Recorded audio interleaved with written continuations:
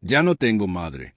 Eso dije, y lo dije en voz alta, con rabia, con cansancio, delante de mi esposa, en medio de una discusión doméstica tan común que ya olvidé el motivo real. Pero no esa frase, porque apenas la solté, algo cambió. El aire en la cocina se volvió más espeso. Mi esposa bajó la mirada. Se hizo un silencio largo, incómodo, y yo no corregí, no aclaré, no me arrepentí. Me senté, di un sorbo al café frío, y seguí como si nada. Pero algo dentro de mí, aunque no lo admití entonces, sabía que había cruzado una línea, una que no tenía regreso fácil. Mi madre aún vivía, lo sabía, vivía sola, a unas horas de distancia, en la misma casa de siempre. Esa de las cortinas amarillas, la puerta azul y el tapete tejido por ella misma que decía bienvenido aunque nadie entrara. No hablábamos desde hacía meses, o quizás ya era más de un año. El último mensaje que me mandó estaba sin abrir. Una foto de unas galletas recién horneadas, con la leyenda, pensé en ti, ojalá estés bien. Nunca respondí. No era odio, tampoco desprecio. Era algo más sutil. Una especie de orgullo endurecido, acumulado por años. Una forma silenciosa de castigarla por no haber sido como yo necesitaba que fuera. Recuerdo que después de aquella frase, ya no tengo madre. Mi esposa no dijo nada. Recogió los platos, lavó los trastes, y esa noche durmió dándome la espalda. Yo también callé, porque había dicho mi verdad, o lo que creía que era mi verdad. Y aunque doliera, me sostenía en ella como quien se aferra a un tronco a la deriva.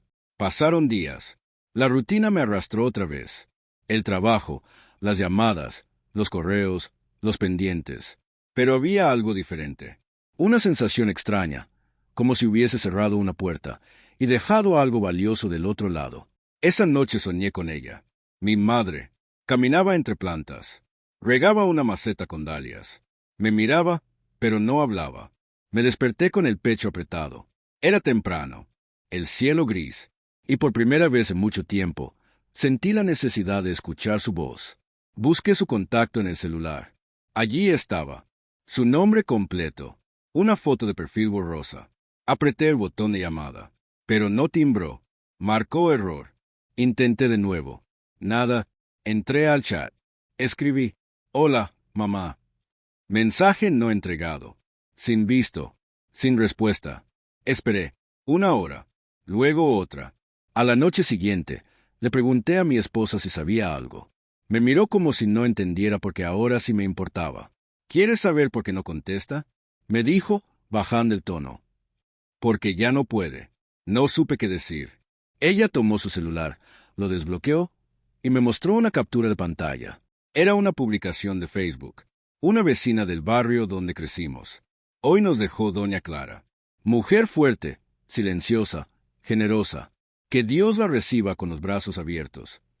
Mi nombre estaba etiquetado. Alguien había intentado avisarme. Una tía, quizás. Un primo lejano. Yo nunca lo vi. Sentí un vértigo que me hizo sentarme de golpe. El estómago revuelto. La cabeza doliendo como si hubiese recibido un golpe seco. No pregunté cómo ni cuándo. Solo dije, ¿dónde está? Mi esposa ya tenía la dirección. Una capilla modesta. Mañana temprano. Velorio sencillo. Me miró, y vi en sus ojos algo que no veía desde hacía tiempo. Decepción. No por lo que yo no sabía, sino por lo que yo no quise saber antes. Esa noche no dormí. Me senté frente a la ventana. Escuché los sonidos de la calle. Los coches, los perros, el zumbido de los postes. Y pensé en todas las veces que mi madre me llamó y yo no contesté, en los mensajes que no respondí, en los cumpleaños que dejé pasar sin un felicidades. Pensé en aquella tarde, años atrás, cuando me ofreció un abrazo y yo me alejé, en su voz baja, en su forma de no insistir, de no reclamar, de retirarse en silencio, como quien se acostumbra a la ausencia. Y entonces lo supe. Lo que había dicho, ya no tengo madre, no fue solo una frase, fue una sentencia, un acto de muerte emocional que yo había pronunciado, sin saber que pronto sería literal. Llegamos temprano, demasiado temprano. La capilla aún olía a incienso viejo, a flores húmedas, a cera. Había pocas personas, 2 vecinas, un hombre mayor que no reconocí. Una joven con un ramo de margaritas y un ataúd cerrado. No quise acercarme de inmediato. Me senté al fondo, en una de esas sillas de plástico que se tambalean con cualquier movimiento. Miré hacia el frente y la vi, no a ella, a su ausencia, a su lugar vacío. La silla a su lado, la que habría sido para mí si ella estuviera viva, también estaba vacía. Eso fue lo que más me dolió, ver que ni siquiera en su muerte había alguien de su sangre sentado cerca. La gente hablaba en voz baja. Decían cosas como era buena, siempre saludaba, nunca se quejó. Frases que a mí me sonaban a clavos golpeando madera. Mi esposa me tocó el hombro. Me preguntó si quería acercarme. Dije que no. Aún no podía. Aún no sabía qué decir. Y entonces una señora se me acercó. Tenía cabello gris, un vestido morado y una bolsa de mercado en la mano. Tú eres el hijo de Clara, me dijo. Asentí. No pude decir sí. No me salía. Te esperaba, ¿sabes? Todos los días miraba por la ventana como si fueras a aparecer. No supe qué responder. Ella sacó un papel doblado de su bolso. Me lo entregó. Esto lo dejó en mi casa hace una semana. Dijo que si llegabas, era para ti. Tomé el papel. Era una nota escrita con su letra, firme y lenta. Si llega, no lo juzgues. Solo dile que sí, que todavía me dolía, pero ya no importaba. Debajo, una línea más, y que mi silla sigue esperándolo. Me levanté, me acerqué al ataúd. La tapa estaba cerrada, pero su foto estaba allí, una imagen antigua, de cuando aún tenía fuerza en los ojos. Usaba el chal verde que tanto le gustaba. Sonreía apenas, como quien no quiere molestar. Toqué la madera con la punta de los dedos. Fría, dura, inaccesible. Y entonces sentí que me quebraba. No por la muerte, sino por la distancia, por todo lo que no dije, por todo lo que ella escribió sin saber si algún día lo leería. Después del servicio, regresé solo a su casa. Mi esposa me ofreció acompañarme, pero preferí ir solo. Necesitaba enfrentarla. A ella, a mí, a lo que quedaba. Abrí la puerta con la llave que me dieron. El chirrido fue el mismo de siempre. El olor también. Mezcla de limón, jabonzote y madera. Nada había cambiado. Todo estaba en su lugar. El sillón café con las fundas tejidas. La televisión pequeña con el control remoto atado con cinta. La planta seca en la esquina. Y allí, la silla, la suya, la que usaba para leer, para bordar, para verme dormir cuando era niño. Estaba sola, y parecía mirarme. Me acerqué. La toqué. Me senté. El cojín aún conservaba la forma de su cuerpo.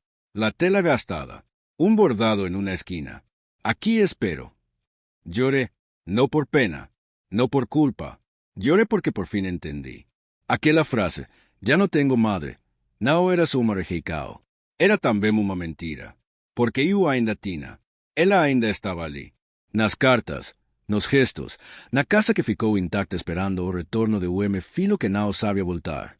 El cuarto de mi madre olía a lo mismo de siempre. A ese jabón rosado que usaba desde que tengo memoria. A ropa limpia. A un perfume viejo que nunca supe cómo se llamaba, pero que asocié siempre a su abrazo. Las cortinas dejaban entrar una luz suave, naranja, como si el sol también supiera que debía entrar con respeto. Me senté en la cama, no por nostalgia, sino porque no sabía por dónde empezar. Entonces vi que la colcha tenía una arruga extraña, como si algo debajo la levantara levemente. Me agaché, y allí estaba, una caja azul, de cartón grueso, con los bordes gastados, sin candado, sin nombre, apenas un lazo gris atado como quien guarda algo que no quiere perder, pero tampoco mostrar. La arrastré hacia mí, me senté en el suelo, y la abrí. Lo primero que vi fue una libreta, no una de notas, sino una de esas pequeñas, forradas con flores. Adentro, todo estaba escrito a mano, fechas, frases, nombres, momentos. Hoy soñé que regresaba. Compré sus galletas favoritas, aunque sé que no vendrá. Escuché su voz en una película y me puse a llorar. Cada línea era un rastro, una constancia, de que ella no me había soltado nunca, aunque yo me hubiese ido hace años. Pasé las páginas con las manos temblando. Cada palabra era un eco, una caricia tardía, un abrazo que no supe ver a tiempo. Debajo de la libreta había sobres, muchos, con mi nombre escrito, diferentes fechas, No enviados, decía uno. Para cuando quieras volver, decía otro. Los abrí uno a uno. Había cartas, largas, cortas, algunas sin terminar. Me hablaba como si aún fuera niño.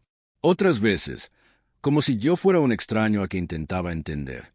¿Dónde estás, hijo? ¿Te duele algo que no sé nombrar? Te fallé de una forma que no vi. En otra, no necesito que vengas a pedirme perdón. Solo quiero saber si estás bien. Si sigues comiendo a tus horas. Si alguien te cuida como yo lo haría. Y otra más. Sé que estás enojado conmigo. Lo siento, pero no sé cómo llegar a ti sin que te vayas más.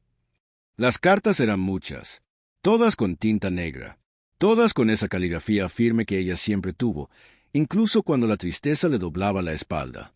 Leí hasta que se hizo de noche, hasta que no podía ver más. Encendí la lámpara de buró. Su luz cálida hizo que todo se sintiera más íntimo.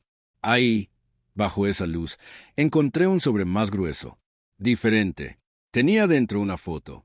Yo, de pequeño, con ella. Sonreíamos. En el reverso, escrito con marcador rojo. A pesar de todo, tú siempre serás mi hijo. El mío, aunque no me nombres. Ese aunque no me nombres me atravesó. Porque eso había hecho. Había dejado de nombrarla, de reconocerla, de darla por viva en mi vida. Había decidido que ya no era mi madre. Pero ella nunca me dejó de ser su hijo. Ni siquiera en el silencio. Ni siquiera cuando yo mismo la borré de mis días. Dejé la caja sobre la cama, apagué la luz, y me senté en la oscuridad. No pensé en pedir perdón, ni en redimirme, solo en quedarme allí, escuchando la casa, respirando su ausencia, sosteniendo su memoria como quien sostiene una taza caliente entre las manos, no para beber, sino para no dejar que el frío regrese. Amanecí en esa habitación, como si mi cuerpo hubiera comprendido que, por fin, tenía que quedarse quieto, que ya no era tiempo de huir. Me levanté, fui a la cocina, y preparé café, como ella lo hacía, con canela. Serví 2 tazas, una para mí, otra la dejé frente a su silla vacía, no para invocarla, sino para reconocerla, para que, aunque ya no estuviera, supiera que por fin la veía. Mi esposa no preguntó nada cuando volví. Me esperó en casa. Tenía la mesa puesta, pero no servimos la cena. Nos sentamos en silencio. Ella me miraba con esos ojos que ya habían llorado por mí más de una vez, y yo, por fin entendía por qué. No me exigió explicaciones. Solo me dijo, mañana vamos a salir temprano. No pregunté a dónde. Asentí. Había algo en su tono que no necesitaba ser interrogado. Una calma que se parecía a la que vi en mi madre tantas veces. Esa forma de amar que no exige, solo espera. El auto anduvo en silencio. No puso música. Yo tampoco. El camino era largo, pero no se sentía así. El paisaje iba cambiando, del gris de la ciudad al verde de los campos. Casas de adobe, cercas viejas, árboles torcidos por el viento. Finalmente, ella estacionó frente a una iglesia pequeña, casi escondida entre las colinas. Bajamos. El aire olía a tierra mojada, a flores secas, a leña distante. Entramos. No había nadie. Apenas la luz de unas velas encendidas, y al fondo, una pared de madera con varios nombres tallados. Mi esposa se acercó, se agachó, y dejó algo a los pies del altar, una flor blanca, sencilla. Luego me miró. Este fue el lugar donde tu madre venía a rezar cada semana, dijo en voz baja. Por ti. Me quedé quieto, incluso cuando tú no contestabas, incluso cuando sabías que ella estaba enferma y aún así no llamaste. Venía aquí, se sentaba en la última banca, cerraba los ojos y pedía por ti. Sentí que el aire se volvía más espeso, las paredes más angostas, la luz demasiado brillante. Me acerqué, tocando con la yema de los dedos el banco de madera. Todavía tenía marcas de uñas, de tiempo, de espera. Vi el lugar exacto donde ella se sentaba, donde se quedaba por horas, en silencio, diciendo tu nombre, mi nombre. Me arrodillé, no por fe, no por culpa, por humildad, porque por fin entendía. Cerré los ojos, y en ese instante, supe algo con una claridad feroz.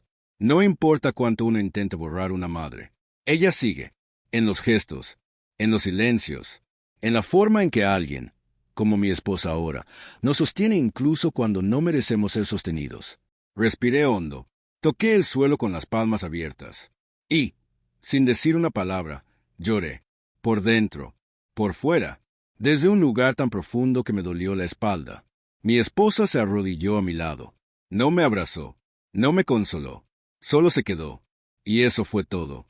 El consuelo no está en quien te perdona, sino en quien no te abandona cuando ya ni tú te soportas. Salimos de la iglesia en silencio. Yo sentí que pesaba menos, pero no por alivio, sino porque finalmente me había vaciado. Ya no cargaba tanto juicio. Ya no necesitaba justificarme. Había sido injusto. Había sido frío. Había sido cruel con alguien que solo supo amar a su manera. Y aunque eso no se podía cambiar, sí se podía cargar diferente. En la última curva antes de regresar a Estrada, mi esposa paró o carro diante de un pequeño cementerio rural. Descemos, entre flores secas, pedras irregulares y cruces de madera gasta. Había una lápide nova. Allí estaba escrito: Clara V, Madre, Silencio, Amor, e a os pés, pequeño objeto de cerámica. Portarretrato como una foto mina. Mi esposa me dice, ella lo pidió antes de morir. Dijo que si no venías, quería que al menos tu imagen estuviera con ella. Me arrodillé otra vez. Toqué la tierra. Toqué la piedra. Toqué mi imagen, allí, sola, en manos de quien nunca me soltó, aunque yo lo hubiera hecho primero. Me quedé ahí largo rato. No recé. No pedí nada. Solo cerré los ojos. Y supe que esa era la primera vez que realmente me estaba quedando con ella. Volvimos a casa sin muchas palabras. Mi esposa me sostuvo la mano durante un tramo del camino, y yo no la solté. Por primera vez, no quise fingir que estaba bien. Solo quise estar presente, con todo lo roto que estaba. Cuando llegamos, la casa tenía otro olor. No era diferente, pero yo lo sentía distinto. Era como si todo, las paredes, los muebles, el reloj que marcaba mal la hora, se hubiera detenido para dejarme entrar en ese nuevo tiempo. El de alguien que vuelve, aunque no haya nadie esperando. Me senté en la cocina. Miré las tazas. Había una que nunca usaba. La suya. La tomé. Serví café. Y la puse frente a mí. No como un altar. No como una escena simbólica. Solo como un gesto íntimo. Una manera de decirle: aquí estás, aunque ya no estés. En los días siguientes, empecé a abrir los cajones. No para limpiar, sino para entenderla. Encontré hilos, agujas, retazos de tela, cosas que me parecían irrelevantes antes. Pero ahora, cada hilo tenía peso. Cada puntada que vi en sus costuras me pareció una forma de amor que yo no había sabido leer. Había una blusa remendada 10 veces, un mantel con nombres bordados, una servilleta con mi inicial de cuando era niño. La tomé, la llevé al pecho y me senté en su silla. El sol entraba con suavidad. En el silencio, escuché su voz, no como un fantasma, sino como una memoria que por fin encontraba espacio en mí. Meses después, volví al cementerio. Llevé flores, unas dalias, sus favoritas. Me senté frente a su tumba y le hablé. No le pedí perdón. No intenté justificarme. Solo le conté cómo estaban las cosas, cómo había aprendido a doblar las toallas como ella, cómo había vuelto a escribir con pluma, cómo, de alguna forma, su presencia seguía guiando mis días. Y le agradecí por no haberme cerrado la puerta, ni siquiera en sus pensamientos, por haberme esperado desde su lugar silencioso. Una mañana, mientras hacía limpieza, encontré algo que no había visto antes. Era una cajita de metal, escondida entre los frascos de especias. Dentro había un hilo rojo, nada más, un hilo largo, enroscado con cuidado, sin explicación. Pero yo lo entendí. Era suyo, era nuestro, un hilo invisible, como el que une a una madre con su hijo, más allá del orgullo, del silencio, del tiempo. Lo até a mi muñeca, no como promesa, sino como reconocimiento. Ahora camino con más calma, respondo los mensajes, miro a las personas a los ojos, y cuando alguien me habla de su madre, no cambio de tema. Escucho, porque entiendo, porque aprendí, tarde. Sí, que hay pérdidas que no se superan, solo se llevan con dignidad. Y el amor, ese amor que no supe nombrar antes, lo cuido, en los detalles, en las pausas, en las cosas pequeñas que antes ignoraba. Una noche, al volver de trabajo, abrí la puerta y sentí ese aroma a canela que tanto me recordaba a ella. No había nadie cocinando. No había velas, ni incienso. Solo ese perfume leve, fugaz, como si pasara por el aire para decirme, aquí sigo. Me sonreí. Y, sin pensarlo, dije en voz baja, hola, mamá. No esperé respuesta. Solo dejé que el hilo invisible se tensara un poco más, sin romperse. Porque ahora lo sé. Cuando uno se arrodilla de verdad, cuando baja la cabeza no por derrota, sino por comprensión, el amor que parecía perdido, se vuelve parte del alma, y se queda, sin hacer ruido, sin pedir permiso, pero para siempre,